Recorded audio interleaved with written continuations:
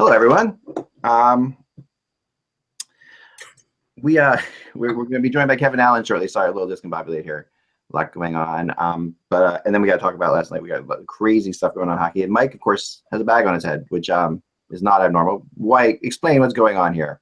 Well, basically, we're showing how our love for the passing of Chuck Barris, who, among a lot of other things, made the Gong Show famous. And really, I loved watching that show. One of the big gags on the show was the unknown comic who used to come in with the bag on his head, and he would be like, "Here's the Exorcist," and he'd turn it around, and it was pretty funny stuff, especially when you're like 13, 15.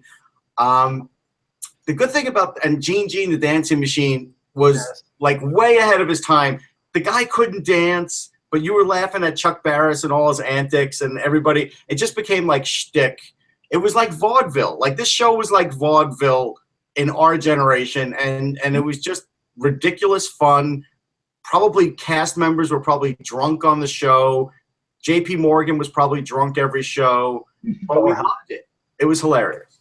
Yeah, and then a movie came out a few years ago, a George Clooney movie called, it was a Confessions of a Dangerous Mind, I think it was, with Julia Roberts and Sam Rockwell, using the premise that Chuck Barris was actually a CIA agent, which is I don't believe that either. I don't believe it either. It's completely baloney. But it was actually a humorous movie. But yes, but no, I made this analogy. It was funny because on the weekend Chuck Berry died, and now Chuck Barris died.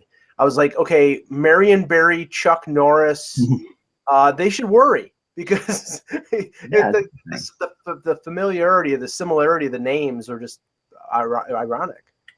Well, yeah, for sure. No, I loved the Gong Show as a kid, for sure. It was one of my favorite. It was an awesome show. It was a lot of fun. It was back when, game shows were still fun. Now they're just copies of copies of copies, and nobody really. I don't care about game shows anymore. Maybe some people do. Maybe people who are trapped in their house do. But otherwise, maybe shut-ins love game shows. But back then, game shows were still sort of king on television. Oh yeah. Well, okay, fortunately or unfortunately, my mother is an addict of the Game Show Network. No, but those are still the old ones, though. Well, right. But I'm saying the old ones, and you can the difference between Match Game with Richard Dawson, Charles Nelson Riley, Brett Summers, all these either nobodies or has-beens on these shows, but they were hilarious.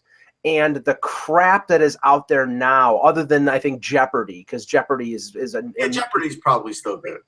Wheel of Fortune is so bad, and so and watching The Price is Right with Drew Carey instead of Bob Barker. It's just Well, that's the thing. They couldn't replace guys like Bob Barker. They were back in the day. There were like 3 or 4 of them. There was Bob Barker, Wink Martindale, Jack Berry, Chuck Berry. These guys were irreplaceable. They were so good that it's no slight to anybody that tries to pick up these shows now. Monty Hall, Bob Eubanks. Yeah, they were made for that kind of television in that era. Now there was an art to that for sure. There's a real art form to that. I mean, I was a big fan of Match Game too. I love Match Game. Yeah. I know somebody wrote for that now. I met him later in life, but it was kind of interesting. The whole genre was such an important one for such a time, especially related to me, the being homesick from school aspect of things. Oh yeah, that was when you really watched The Price is Right. That was when The Price is Right became an hour of your day. And the funny thing that Stephen Colbert has done with The Price is Right theme, which is that he shows that if you play The Price is Right theme over any horrific scene from a movie, he has the alien popping out of the chest somebody. If you play The Price is Right theme over it, it just makes everything hilarious, which is true. Nothing is hilarious about Stephen Colbert. So wrong. That's so not true. Yeah. But also the dating game was Jack Lang. Yeah. That was a great show. But the problem is every time we try and copy it and go second, third generation of it, it just doesn't come out the same. And I think Mike does hit it right where guys like Richard Dawson, the reason he was so funny is because he was drunk half the time. Right. And then he took his shtick from there to the Family Feud. Right, and people on Family Feud would say that he smelled like alcohol, but whatever the reason, he was funny. The funny thing is that you take some of those game shows that had, I think, hosts that worked, like Bob Barker, and now Drew Carey. It's sort of like, but the Family Feud, you went from Richard Dawson to Ray Combs, who unfortunately killed himself, to Louis Anderson for a time, to Steve Harvey. And the thing is, the joke of the game show is not supposed to be the host. It's supposed to be the entertainment of the actual game show. And that's the thing. Now the joke is more the host than anything. Yes. Yeah, that's true. That's a good point. And it used to be a big deal to win prizes. Like, it just seems like now, like, as an example, on I forgot what show used to always give away cars, maybe Card Sharks, one of those. It was a big deal, like when you saw someone winning a car. Now it's like, eh. Yeah, every other contestant on The Price is Right is a brand new car. It's like every single time. It's a brand new car. It's like, well, great, you're giving away Yugos. Nobody cares. Right. Yeah, no, crazy. All right, we're going to get started here. Kevin, I think, will be joining us shortly. Okay. It's in the middle of something right now. All right, let's get this show on the road. I don't have my bell, but you don't need a bell. Just go. Making sounds for you, Mike. It doesn't help. Hello, Hockey World. It's Wednesday, March 22nd, 2017. I'm Michael Agello. I'm Russ Cohen from Sportsology. And I am Eklund. You're watching the Hockey Buzzcast on HockeyBuzz.com. This is the podcast that comes every Monday through Friday at this time to fill you in on the comings and goings. And since Kevin's not here yet, I do want to start off with the emails you guys sent us, because you sent us a lot of emails yesterday about this. And I know Mike doesn't want to do this, but we're going to have to say many of you agreed with Mike. Some of you agreed with us, but I thought it was really great that you guys wrote in. So I'm going to read you a couple in our discussion from yesterday, and then we'll move on from there. But the discussion, if you missed the show yesterday, was basically in regards to the fact that we believe, Russ and I believe it's better for the Maple Leafs to make the playoffs, and Mike believes it's better for them to miss the playoffs and get the draft pick. No, see, no, it was a better draft pick. No, that's how we did boil it down to that, though, Mike. We did. It was a black or white. It's either the 10th pick in the draft or losing in the first round, getting swept by the Capitals. Right. Which is better. So, and I think getting the 10th pick. So we read somebody yesterday who was with Mike, and then here's somebody who was with Russ and I.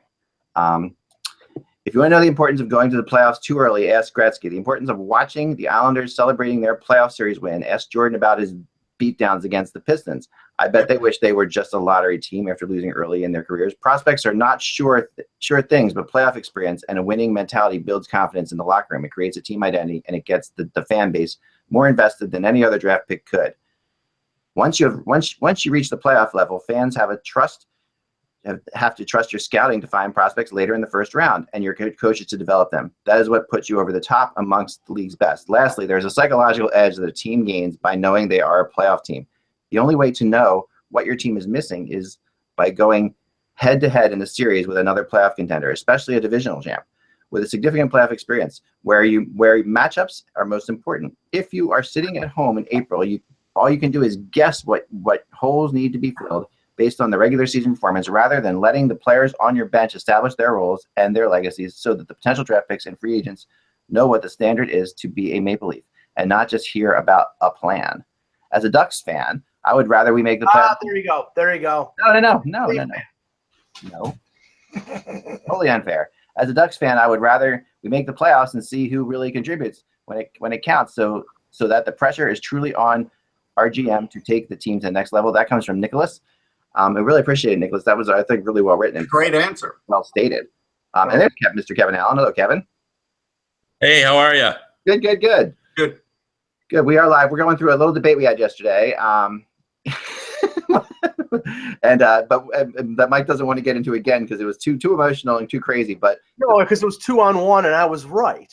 And now and he's afraid it'll be 3-on-1 now. So, but the debate was. What's the debate? The debate was, is it better for the Leafs to make the playoffs or get the 10th overall pick in the No, make the playoffs and get killed. All right, make the playoffs and get swept. Yes. Make the playoffs and get swept by the Capitals. It's better that they make the playoffs, especially in this draft here, in particular, where everybody that I've talked to say that it's hard to know whether or not the player you have ranked 6th will be ranked 20th by some other team. So.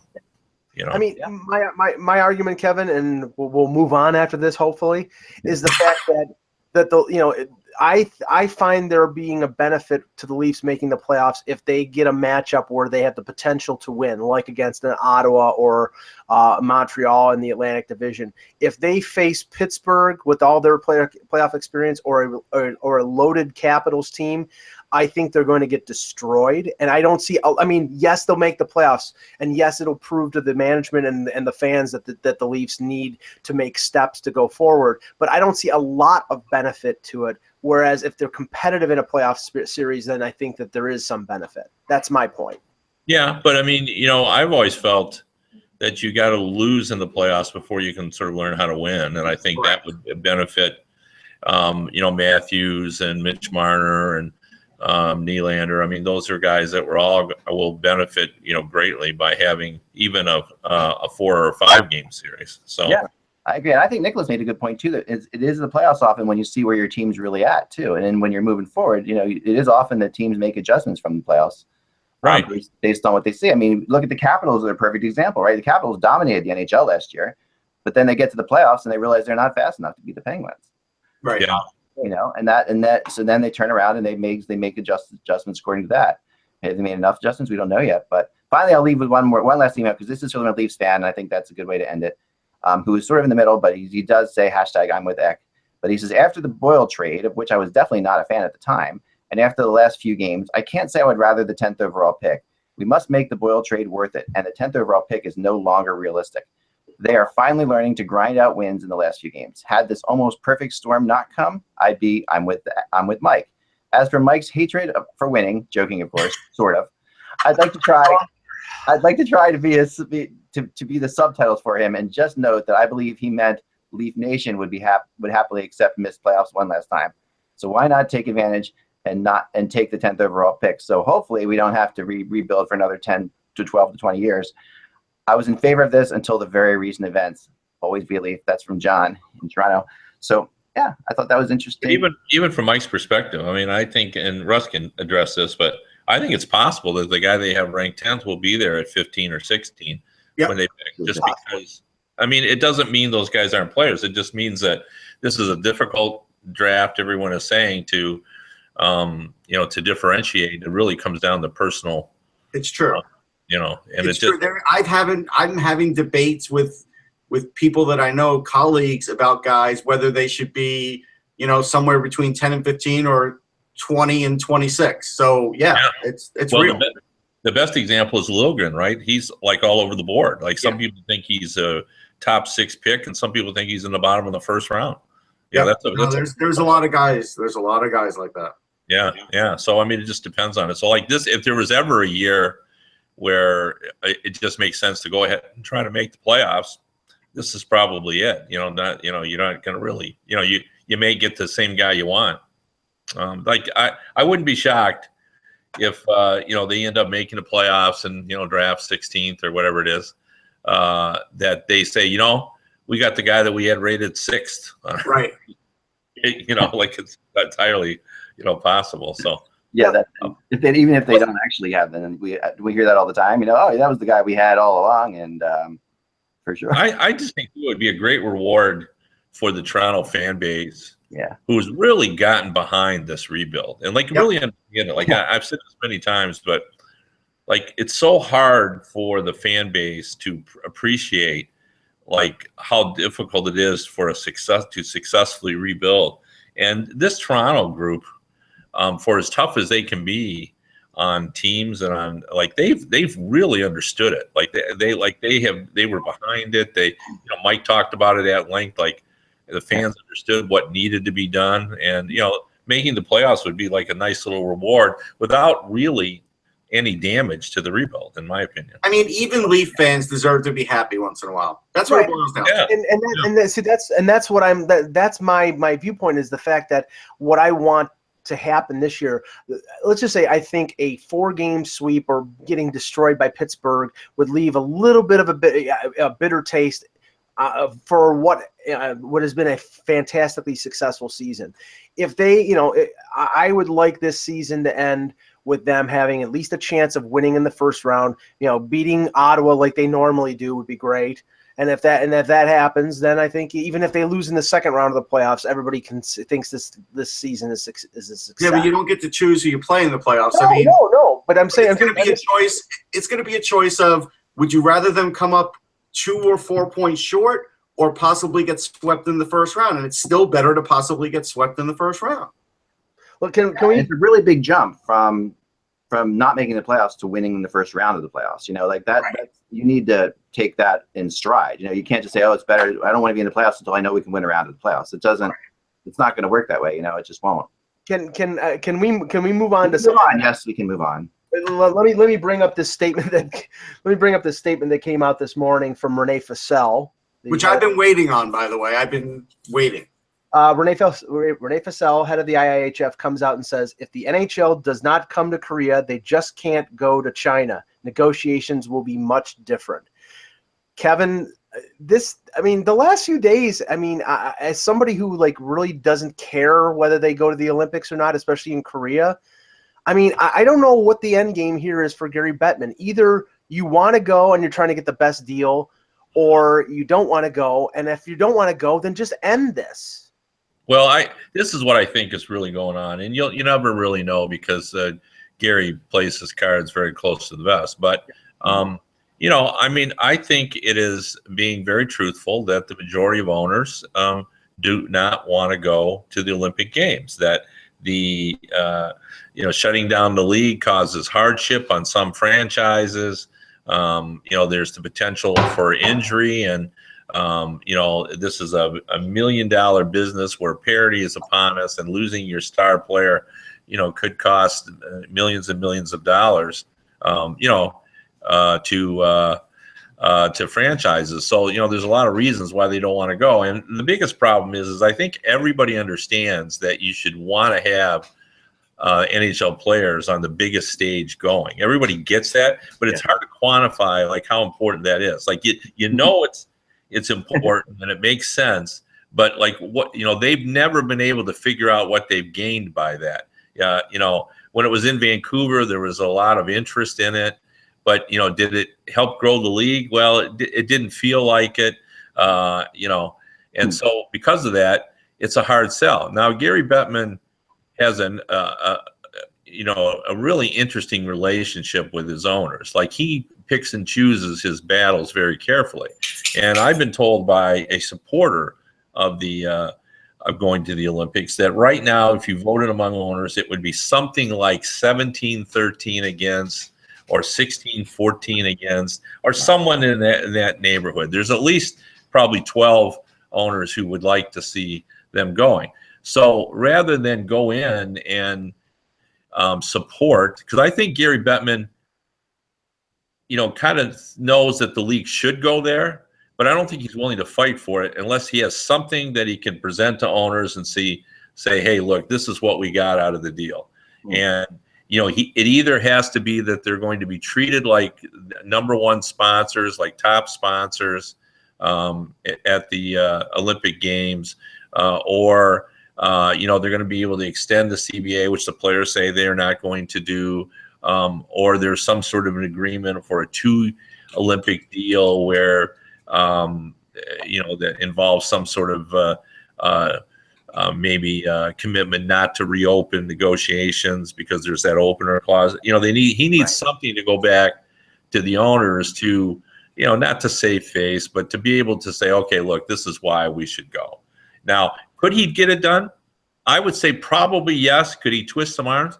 But it's not the battle he wants, the hill he wants to die on, as Bill Daley, coined the phrase, because he knows. There's some negatives to it, And if he twists their arm and gets them to go, and as I said, I don't think he thinks this is the greatest disaster if they don't go. But I think he's willing to go, but he just needs a reason. And I right now there's not one. I've had this conversation with some of the people who want to go. Like I get that the players don't want to give them anything, and some of this is based on the fact that, the league gave them the bye week to get 3-on-3. So why can't they ask for something to give the players to go to the Olympics? There's sort of a give and take and all that. But I'm surprised that the players haven't organized and just announced whether they intended to do it or not. Having Taves and Kane and Crosby and Tavares and Stamkos take turns every day and saying, just like Ovechkin, I'm going regardless. Yeah. Now, whether they would or they wouldn't, who knows when we got there, because that would cost them dollars. But if the NHL had 150 players who have announced they are going to go to the Olympic Games, I think we'd have a different field right now. I'll say this. I've got two comebacks. The first one is a little echo. The April 5th meeting in New York for the Pyeongchang ticket bureau, travel bureau that's going to be at the Hyatt. That's a bad day if the NHL hasn't made up their mind yet, because this will be one of the first topics that gets brought up amongst the New York media as to how are you going to ask us to sell tickets for this event when you don't even know if NHL players are showing up? That's the first one. The second one is when Renee Fossell says, well, China is sort of like a package deal. Eugene Melnick was basically on Sportsnet today saying, we want to play exhibition games in China. So he has no leverage. Renee Fossell has zero leverage with China, because if the NHL wants to go play, warm-up games before a season there like they did in England, they're going to do that, and they'll make that money anyhow, and they'll make all the money. So I think Renee Fossell played his wrong card here as his final card, as his last-ditch Hail Mary, and now we're just going to have to wait. Yeah, it feels awkward, and I really don't love the fact that this is being tied at all to the CBA. I think that's rubbed the players the wrong way. I've talked to players who really just think that this should have nothing to do with the CBA. I mean, as I said yesterday, that's sort of like my point to that was that this was Bettman's way of having some shared blame here. If he goes out and he floats, well, it's tied to the CBA, or it's tied to not opting out of the current CBA, and he gets flack back from that, which he has. Then he can say, well, they wouldn't give up anything, so we're not going to go. So they're partially to blame. It's not all on him. You say that because I think what Kevin's saying, and where I am, is sort of the opposite of that to a degree. Like, same kind of concept, but the thought is, I think he went to the players because Bettman wants to go, and I think it's more along the lines of him wanting I think Bettman does want to go to the Olympics. I think he realizes, because he always looks at this thing on that big. Just as a blanket statement, wants to go, or wants to go if there's a financial advantage? No, he wants to go to the Olympics. Like he loves. I'm not buying that. I think it.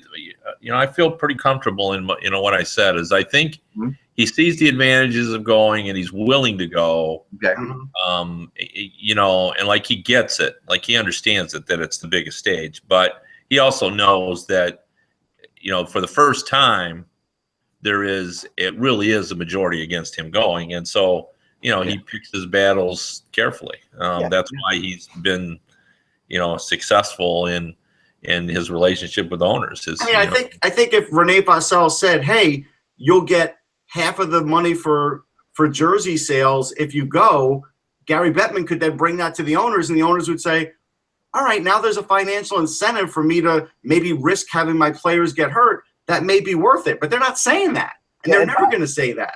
And Bob McKenzie reported last week that apparently there was probably that group of owners you said that are against going, Kevin, that they were miffed at Bettman for even floating the extension of the CBA as if we get this, we'll go. They don't want to go so badly that they wouldn't even take the 3-year extension of the CBA. So that's how against it they are. Yeah. I'm not sure that I believe that. I think if there was an extension, but to be honest with you, I completely understand. I'm with you guys about not tying the CBA. If I was players, I wouldn't do that either. Doesn't seem to make it. You got to keep that option open, and I know they want to go, but I think they'd be better off just unifying. And who knows what that maybe Renee Fassel would just come right out and say, well, look, the IHF would tell the IOC that, that these players are suspended and are ineligible because they're in violation of their contracts. But, and, could USA Hockey and Hockey Canada realistically accept those players with the relationship they have? I mean, the NHL gives USA Hockey $8 million a year. So are they actually going to say, sorry, NHL, right. That's probably we're going to put Patrick Kane on our team? I don't know how realistic it is, but I think the players should make an effort. Here's the other thing, Kev, and this is, again, I have a hotel restaurant management degree. I was in the hotel field in management for 10 years,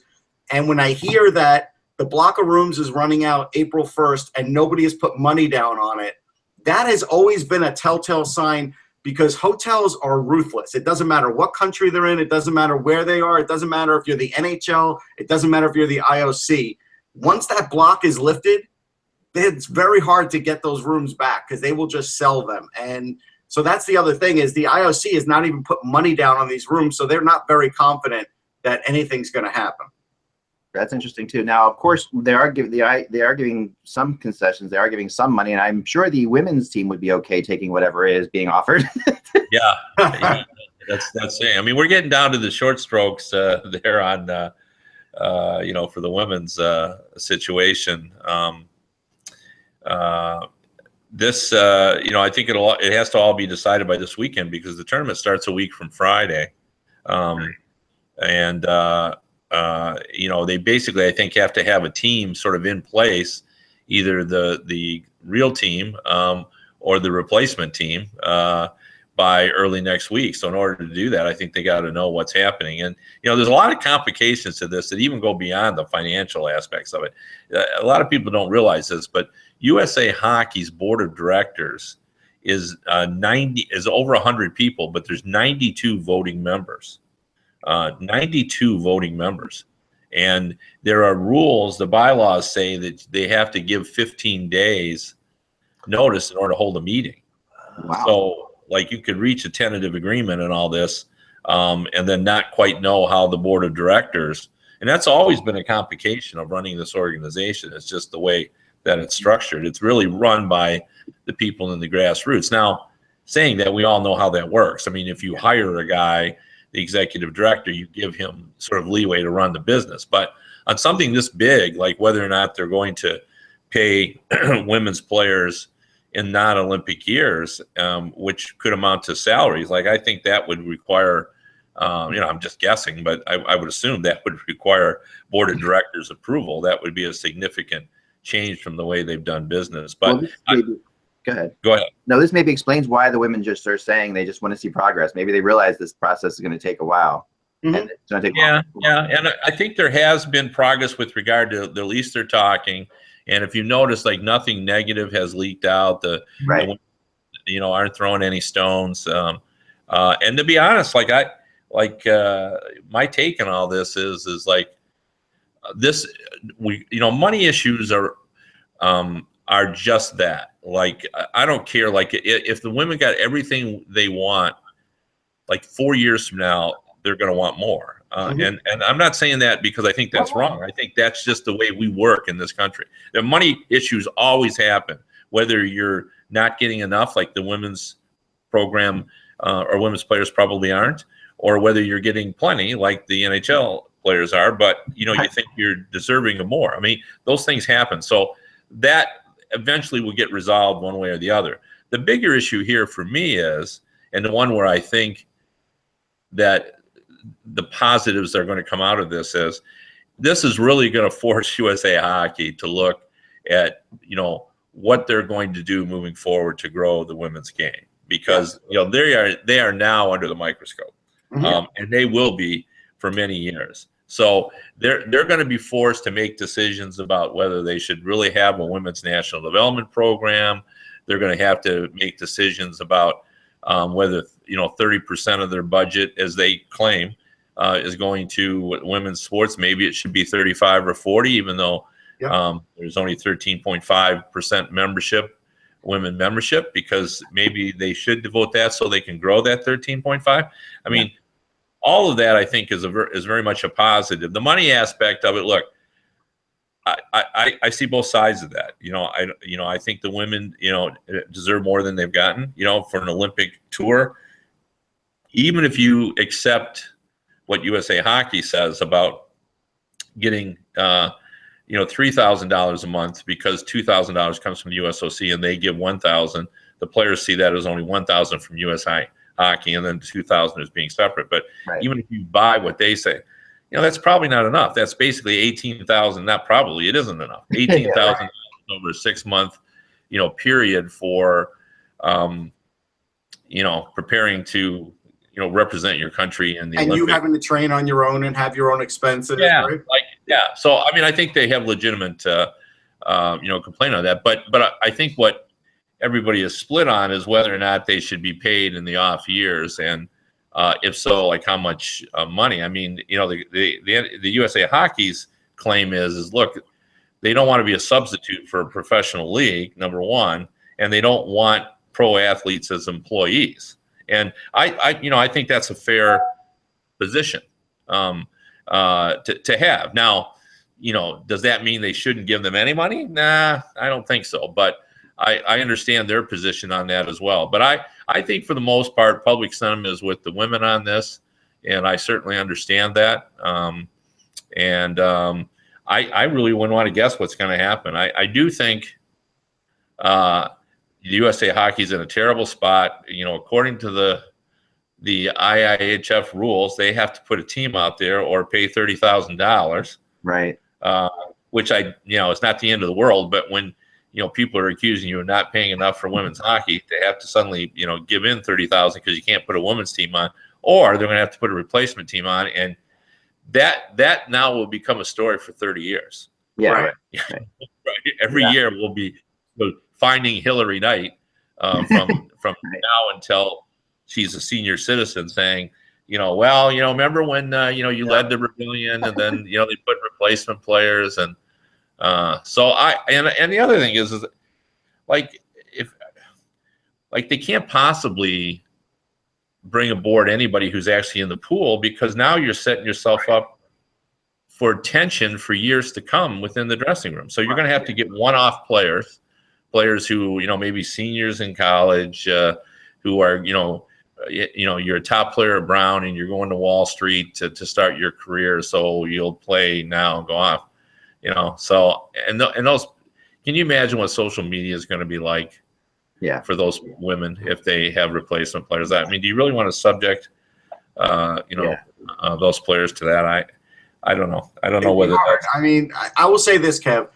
We were all brought up to believe that in this country, the Olympic athletes were taken care of in the off years, and that's why they continued to be Olympic athletes, because this is what they gave sort of most of their life up for.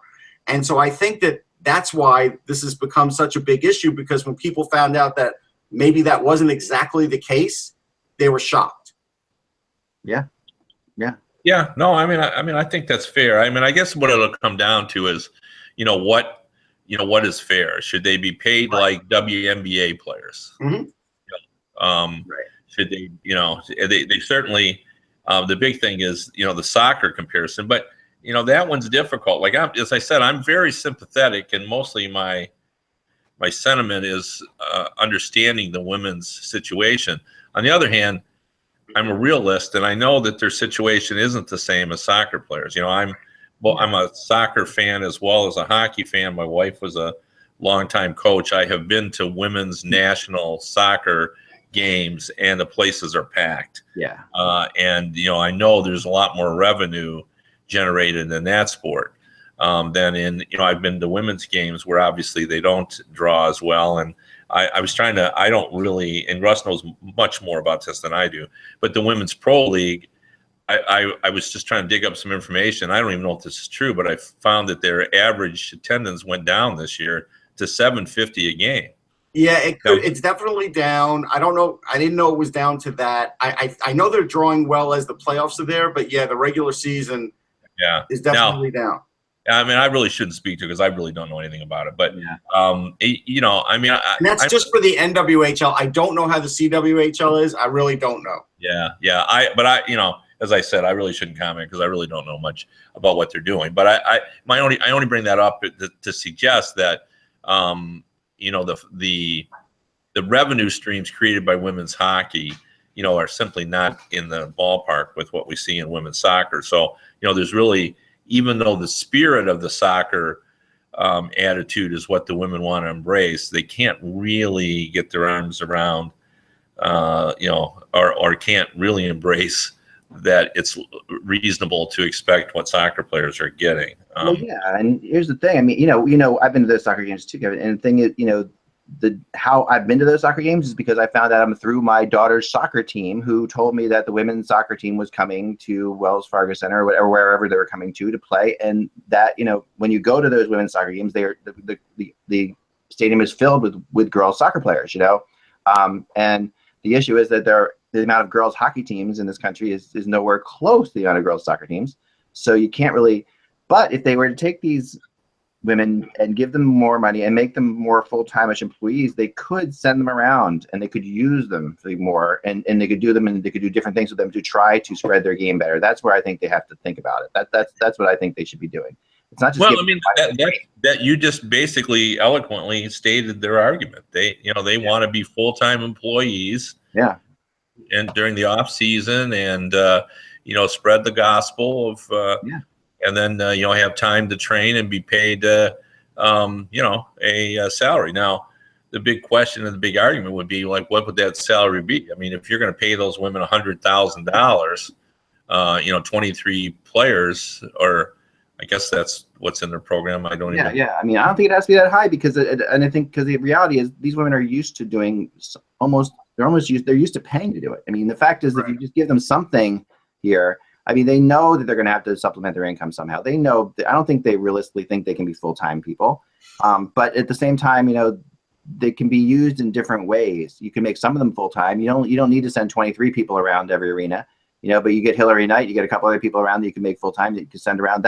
My daughter's a perfect example of, here's a girl who grew up in a hockey family who wanted to be a hockey goalie, but in order to play hockey, she's got to play with boys teams around here. So she ends up a soccer goalie in a soccer world. And so exactly, that could happen other places. And I think that, I talked before, and we'll move on, but I really think the NHL is I'm going to say partially responsible for this mess, because I honestly think the NHL has it within their capabilities to make the women's hockey league and women's girls programs in general much better, and they without a lot of money spent. And I think that's where it really could be phenomenal if they were to each get behind a team. Yeah, no, they have resisted to that, and I think it has everything to do with them watching the WNBA. Because the WNBA, while it's still been around for a long time, it hasn't been quite the success that the NBA had envisioned when they started it. And I think the so hard to judge success, though. It's like, what is WNBA been? It hadn't monetarily, no, not the success, but like this is almost a write-off to get to spread this sport to. Yeah, I mean, if you just see it as a PR budget, and and it has legs. I mean, like, we all know what it is. Yeah, so, right. We all know what the WNBA is, and we know that there's more women. There's way more women playing basketball than there's girls basketball leagues all over the place around here. Yeah, and women's hockey is still among the fastest growing sports. One last thing I wanted to throw out there, which I think is somewhat just fascinating too, and it just sort of explains how complicated this issue is. One of the elements is the fact that there is no girls national team development program like we have here in Plymouth, Michigan, for the boys, and of course that's become an important aspect of the development of NHL players since that program has gone in. The American participation in the NHL has grown to 25 plus %. And I believe it was around 17 or somewhere around in there when it started. So it really has had an impact. And of course, they've done much better at the World Tournament. So, if they were going to do that, the natural place to put that would be as a companion team to the women's program. USA Hockey has its own arena now. Yeah. So, you would put it here. Here's the weirdness of it all that I want to bring up. Even though there are many women's college teams and it has grown dramatically, the two major colleges, by coincidence, in Michigan and Michigan State, do not have women's programs. Yeah, I never understood that. That's crazy. Yeah, no, I don't understand either. So, but anyway, so they could plunk it here, and they're going to have to play college teams because there's no national junior for women. So, and they wouldn't be able to play Michigan and Michigan State because they don't have a program. So, which would be the natural draw. So, I mean, that has nothing to do with any of this, but it is bizarre, and it does show that the women's game is so random in some ways. And I mean, one of the things I worry about with this, and this is we'll move on, but I remember when I was in Vancouver and there was actual discussion, and I'm sure this happens at every Olympics you've been to, Kevin, about whether women's hockey is even going to continue as an Olympic sport. Like that seems to all the time. That seems to be hanging in the balance. Yeah. Well, I mean, the only thing they got two things going for it. First of all, Renee Fassel, believes in it. And he's, been very aggressive in sort of protecting it. But people think it could go the way of softball. But the reason why I think it can is there are very few team sports in the Winter Games. And this helps them, gives them a team sport, and it doesn't cost them any extra for facilities. Right. The softball price they paid is you actually had to build a softball field. It costs some money, and you just use the same facilities you use for the men. It doesn't cost you anything there, so I think they're okay. But it does. When you're putting pressure on your governing body for greater support, and then you go to the Olympics, and there's still only 2 really good competitive teams and maybe 2.5 next level competitive.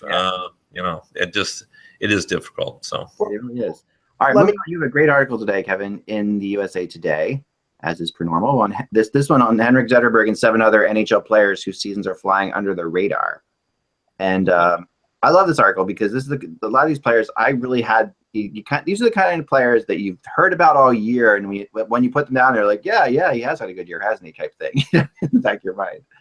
Yeah, well, I mean, it just came to, we just decided we wanted to do something about, this has been really the year of the rookies. There's been a lot of talk about Matthews, and I had just done a piece on Jack Eichel earlier in the week, and one of my points of that is that we've been so Matthews centric that we haven't noticed, even though people mention all the time how hot he's been, but he's really been good. And so I just did more on the fact that he's coming off a high ankle sprain and talking about that even when he came back, he really wasn't right. And yet, you look at him since February 1st, and he's been the highest scorer, in the league, better than Connor McDavid, better than Sidney Crosby, better than, just talk to him a little bit about where he's at. And, Bilesma said that he's been as good away from the puck as he has with. But the biggest thing is he's learned how to utilize his speed. And it's one thing to be fast. Yeah. It's another thing to know how to use that speed to score goals, number one, in his case, because he is a goal scorer, but also as a defensive player. And what I didn't include in there was he had 4 or 5 examples of now how Eichel, as Crosby does and how Datsuk did for years, has realized you can use your speed to get the puck back and then turn it quickly the other way and score. He's used it as a defensive weapon, and that's been the big thing. So after we wrote that story, we thought, there are probably other guys who aren't young who've had good years that maybe we didn't pay attention to, and that's we started in on Zetterberg because in Detroit, where I live, there's been a lot of talk about how Zetterberg was getting in the way of the progress, that they feel that it's time to move aside from the teams of the past and bring in the young players. And he's had back issues, and he never was the swiftest of skaters, as Russ can attest to. And now, because of the injuries, they think, well, and I started out the article with Blashill saying that he came into the season fully intending to cut Zetterberg's ice time. And I love the way he phrased it. He says, but Zetterberg demanded that I increase his ice time. Yeah. He did it by his level of play. Like, he has just been phenomenal this season. Playing with a team that is minus 34 goal differential, and he's plus 15. Kevin, when Detroit played Toronto a couple weeks ago, and there was a 3-2 game that the Leafs won, Toronto came out, got the first 3 goals, and it was Zetterberg feeding Nyquist on 2 goals late in the second and early in the third. And the guy's 36 years old. He still got it. He can still play.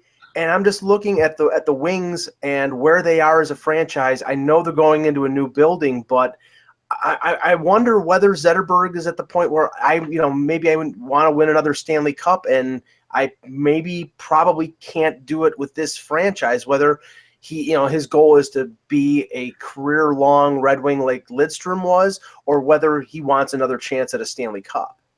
Yeah, I mean, that's a great question, and I think it's one that I think most people thought at the start of this year is like, well, they'll never be able to get rid of him, because of his contract and the recapture penalty and so forth.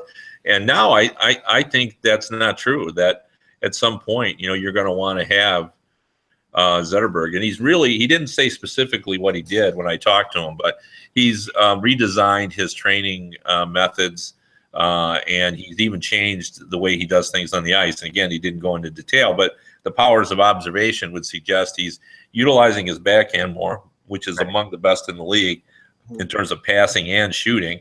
And I think he is somehow, and I don't know how he's done this, but his passing is even sharper than it's been in the past. Like many times during the season, people have taken note, like, wow, he just made a perfect pass through skates, and he's just really, really sort of honed in on his passing. And I think it's a conscious effort on his part to just refine his game. And I could add something to that, Kev, not with him, but just in general.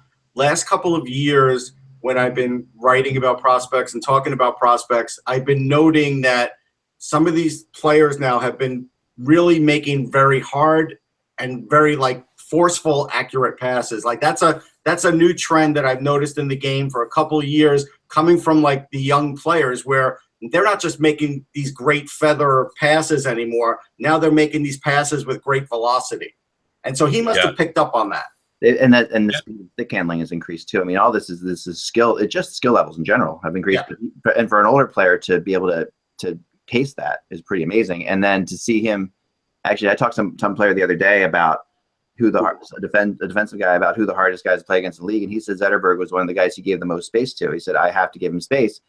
And he brought the same thing you brought up, Kevin, that the passing has gotten better over time. We said, which is rare, because I usually learn sort of the tendencies of guys if they've been in the league as long as he has. And so I know he's going left. He's really going to tip the puck back to the right. I know his little moves. I know he's actually said he's introduced a lot of new, he must study new moves. He's just come up with new things that he does that he didn't do before, which I think is the hardest thing to do to maintain a good playmaking ability throughout your career, because it literally is, those people do pick up on it.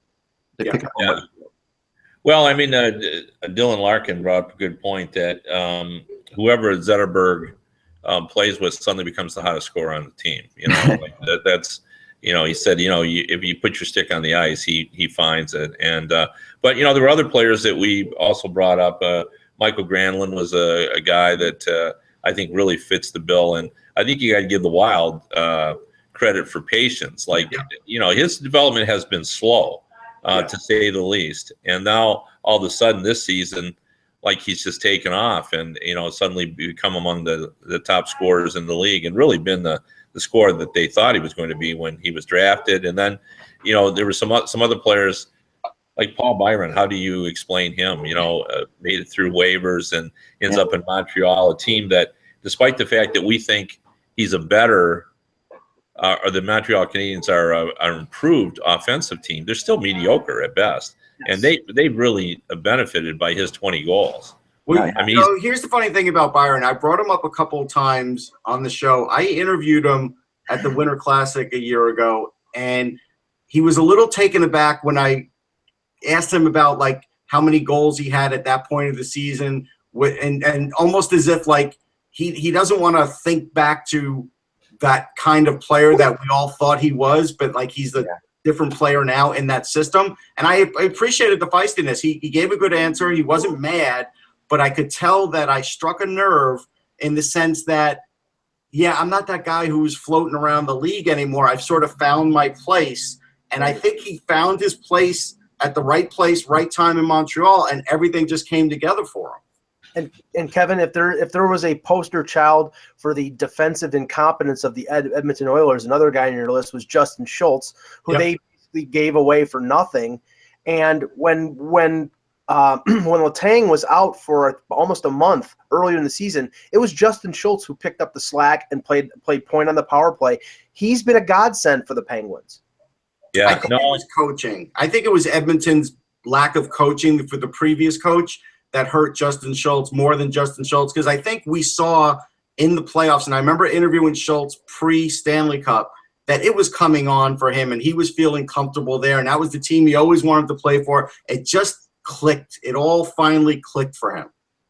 And the two other guys that I found really fascinating, one of them, Arvidsson on the Nashville Predators, who passed over twice in the draft, and the Predators picked him up, and he started out on the third line. Now he's on the first line, 27 goals. He's playing with Forsberg, playing with Johansson.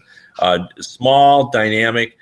Russ, why do you think he was passed over twice? Was it just his size, do you think? I think it was just his size. Back when he was a draft-eligible guy, how many smaller guys were getting drafted? I mean, not many. Yeah. That's really the issue. Yeah, and he's a shot machine. Yeah. He really is. He gets shots on net. I mean, we're in better shape now, but, Alex DeBrincat's a shot machine too, and he still slipped to the second round. So, yeah. He's on everybody's list, though, of top prospects outside the NHL. I find that, nobody wanted to draft him, but now everybody. Yeah, I just have a feeling we're going to find him on the one of the sides of Jonathan Taves next year, and everybody will say, "How could have everybody passed this guy over and picked him in the second?" Yeah, it's just ridiculous. Speaking of all that, one guy that thought of immediately with your list who scored his 20th goal last night, Richard Panik. I mean, just like, how crazy is that he has 20 goals? Like, this is a guy I actually was going to put him on my list, and then I bumped him out to put Byron on. So. Right. And this is the thing. I mean, for all the things that I think are positive and really good about Mike Babcock, the one negative thing I can say about him is once he makes up his mind on somebody, he never changes his mind. Richard Panik, he came to training camp after scoring double figures in goals the previous year with the Leafs as a fourth liner. For some reason, Babcock didn't like his game. They sent him down to the AHL. He cleared waivers. They traded him for Jeremy Morin, who basically never played a game for the Leafs, and he ended up getting traded again. They gave him away, and he fits in with the Hawks, playing with Taves. Obviously, that helps, but he's playing well, and he played well with Tampa before he played for Toronto. So that was a guy that I don't understand why the Leafs just gave him up for nothing. Yeah, no, I would agree, and Babcock is pretty stubborn. About when he makes up his mind about players, and that's part of the tension he creates. It's his prerogative. It's his really. I mean, you can't. The thing about Babcock is that it's why he had such a long shelf life. Like he was not a favorite among the Red Wing players, but they all played for him because they liked the success. And I think that's the difference between him and other coaches who are hard is. He's successful. He gets the most out of his teams. Like, there's no doubt. So, yeah. The one other guy I wanted to mention, just because I think his season has really been overlooked, and that's Ryan Ellis of the Predators as well.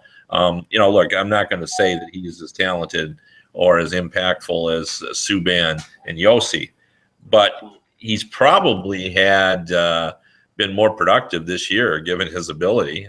He's got 14 goals already. He's a plus defenseman.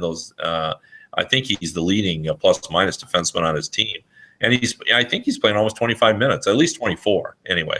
And he's been real effective for them, and he's really just improved every year. And I think that's one of the reasons why Nashville has been as strong as they have been. Obviously Forsberg's picked it up in the second half, but early on, when they were just trying to stay afloat, Ryan Ellis, performing at a high level really helped.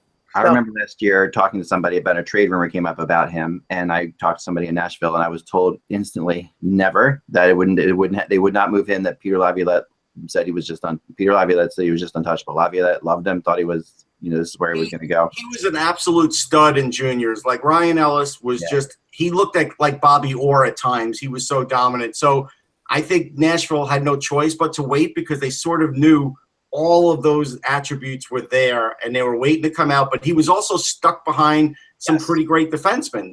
We always talked about that. Yeah. when Weber left, the log jam sort of opened up for him. Yeah, but they let him marinate in junior and he played 2 years after his draft year. So no, Kevin, Russ and I before the show were talking about like some teams that are I think have some question marks. You know, the teams like LA and Florida I think have fallen out of the playoff race. They're probably done. And what's going to happen with them after the season? And first, LA. I mean, if you had to choose between Daryl Sutter retiring or Dean Lombardi getting kicked upstairs, which one do you think is more likely? Wow, that's a great question. I would say I'd say Daryl Sutter retiring or taking a different role would be more likely. But that's just a guess on my part because Dean Lombardi would be the first to tell you that GMs like coaches now are hired to be fired, and it's ownership has a short memory of the championships. That's and he's hard to deal with. Dean is, his personality is, he's aggressive and he's hard driving, and so when things don't go well, those people are always in trouble. So I think change is in the air there. I think it would be a mistake because I think Lombardi knows what he's doing, but I've covered the league long enough to know that's just what happens when things don't go well. Yeah, I think Lombardi is safe only because he did win that championship and because you have John Stevens waiting in the wings for Daryl Sutter, and he is a completely different kind of coach. And I think it's going to be an easy move to put him in there because, like, if you watch the Kings now, like I said yesterday, they do seem very robotic, and it just seems like if they broke out of the system that they were in, they might be able to put up a few more goals. Yeah, and there's go ahead, Kevin. Well, no, I was just going to say I agree with that. That's why I said that Sutter I think would be more likely because, like I said yesterday, their system is what got them the 2 cups. They live off. Yeah. I mean, their system was phenomenal. They had the best breakout of any team I've seen in years. They really, and they just don't have the skill to pull that off right now. Right. So yeah, but the problem with Sutter is it's the same old shelf life argument, and I hate to use that because it sounds like a cliche, but it's true. When you haven't had success and Sutter comes in and his system works as it does, then you just get behind it and you ignore all that. But you had success, and then all of a sudden, then you just start to see like, man, this is not fun to play. You want to play differently. So now Florida won 5 games in a row. They got Huberdeau, they got Barkov back. The analytics crowd was going crazy because all of a sudden they were having success.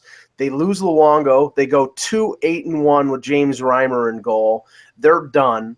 And now it's a question of is Tom Rowe the answer as coach? Can they win without Luongo? I mean, to me, this organization, the response after firing Gallant, they hope that they get a positive response. I don't think they have, and now I think they're sort of adrift.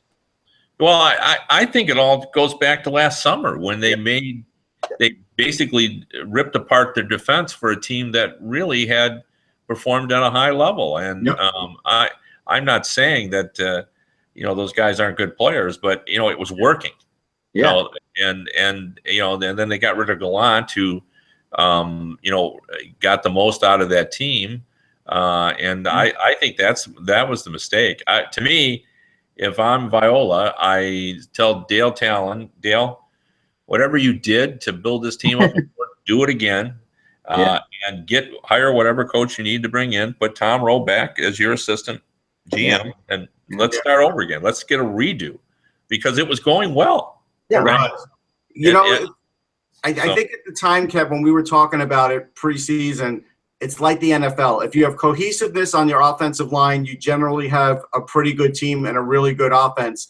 You need cohesiveness in the defense core. They have to play together for more than one season. You have to – all the good teams, the Rangers, they all have at least 3 or 4 guys that have played with each other for a certain amount of games, and it makes a difference. Yeah. Did you need to spend $11 million a year on Jason Demers and Yandel? I don't know if he did. Now the one that has come up in the last couple of days, because this is the time of the year, the last few years, that the Boston Bruins have collapsed. and they've lost 3 games in a row. They lost to Ottawa last night. They lost to Toronto on Monday. Now they're only 1 point ahead of the Leafs for 3rd in the Atlantic. And the thing is, there was talk about Bruce Cassidy, having the interim tag taken off of for him as head coach. If they miss the playoffs again, I mean, is it blow it up, Cam Neely, Don Sweeney, everybody buy, or is it just, no, we're not going to go with Cassidy. We're going to go out and maybe get a coach that can come in and bring this team back to their former glory? I think Cassidy has proven himself to me. Like, it's you know, and I you know, I don't know that his job is necessarily tied to whether they make the playoffs, because I think he showed that he can get a lot out of that team. I wonder about Sweeney, because I think sort of changes in the air there. I just think that historically, you know, GMs pay the price for what's happened there. I feel a little different in the sense that Sweeney has still drafted well. They have a deep defense core in their farm system. I think that might get him a pass for another year, but I think Cassidy was brought in with the intent of making the playoffs, and if he doesn't, if the team were to collapse again, I think they might look at that and say, all right, maybe we do have a core issue, but this guy wasn't able to overcome that. I mean, Cassidy even talked about it after the game last night, saying, well, there's a lot of guys that weren't here last year, and we're hoping to, you know, do better than that. But the problem is they have the same core that did experience it, and that's the part you have to, as a coach, get them past. That is going to be his most difficult challenge, whether it's fair or not. Well, he did a good job with them. I mean, for a very long time. He lost 3 games in a row, but I mean, he's 11-6 now, but he could flip the other way. That's what we're saying. Could, but you know, you can always write in the excuse of, okay, you know, you didn't make the playoffs this year because of what happened before Cassidy was coach. You know, you could. That's it's going to be the interim. I mean, in my experience, the interim tag has been very hard to get that coaching job if you don't have a very successful season behind you. And if he didn't make the playoffs for some reason, that's not a lot of success. I mean, look, Travis Green's out there. He's played for the Bruins. Who's to say they wouldn't start with somebody like that, because they have a veteran team anyhow. And this was a big deal to get rid of Boudreau. You know, for Sweeney and those guys to move Boudreau. Oh, no, Julian. I'm sorry, Julian. I always get them confused. I so apologize. Julian. The big deal for them to get rid of Julian, and you know, that was a pretty controversial thing to do among a lot of people in that organization all over the place, right? And people who cover it, fans, players, and so they go with this coach. I think that they're going to try to give him every possibility to succeed here. I think they're going to continue. Well, I think they are now, but they haven't extended him for a reason. I think that's okay, because I think extending him right away would look very crazy. But I think that he's done enough now to get, like I agree with Kevin, he's done enough to warrant. I don't know. I kind of disagree. I think he has to play it out. I do. And I think that's what they're waiting for. Now, the other one, Kevin, and based on, you know, you writing the article about Eichel, the funny thing is, in Buffalo, there's been a lot of raised eyebrows, because Eichel has been very public with his commentary about where the franchise is. I think he's trying to be, at 20 years old, he's trying to be a leader. I think he's going to be the future captain of the franchise. But a lot of people are interpreting that as Bylsma being in trouble. And if you look at the Sabres right now, I think that the blame, if you're going to cast blame about why they're not where a lot of people thought they were, it's Tim Murray. It's not Bylsma. They didn't clear out a lot of bad contracts. They had a lot of injury problems, but there are situations that should have been addressed in the offseason, like their defense, and they weren't. And I think if it's a blame game, Tim Murray has more blame than Bylsma. I think around the league that's the case. I mean, I think the consensus around the league is that they were surprised that he did not address the defensive situation, and bigger surprise that he didn't really move anybody out at the trade deadline. Yeah, right. Although I think the blame here is back to Eichel hurt himself. I mean, Eichel discussed about that. Dan Bowles was an interesting guy. He should be a player's guy, because he's he's a nice guy, and he cares about his players and all that, but it never works out that way. Like, players for some reason become annoyed by his style, and I think it certainly was true in Pittsburgh, where they got annoyed at the end and weren't sorry to see him go. And that's the impression I have with Buffalo, that he's not. They're looking for more, and he had a little bit of trouble with the USA hockey as well, and coaching the Olympic team. The players, there was rebellion behind the scenes on his coaching style, that he didn't pull enough levers. That he didn't. He wanted to let the players sort of decide it, as opposed to manipulating lines and so forth. At least that was the criticism that I was told. So the big question is there are certain teams that are veteran teams that maybe should have a say on who their coach is going to be, but the Sabres are not among them.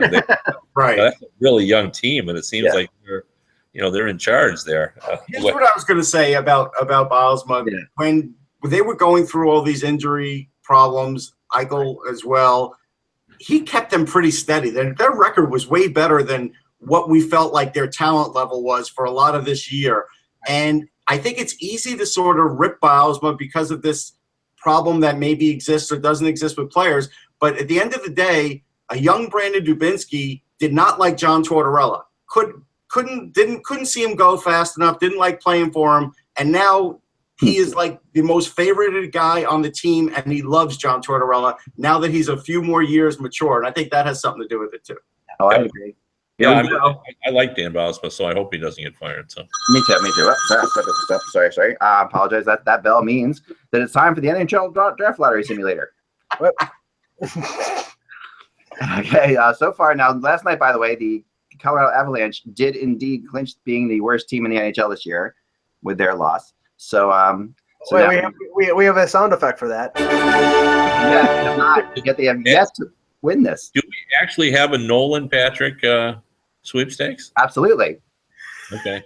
We have to. Why wouldn't we? We have to. Here we go. The winner is. Wow. The second time the Flyers have won this.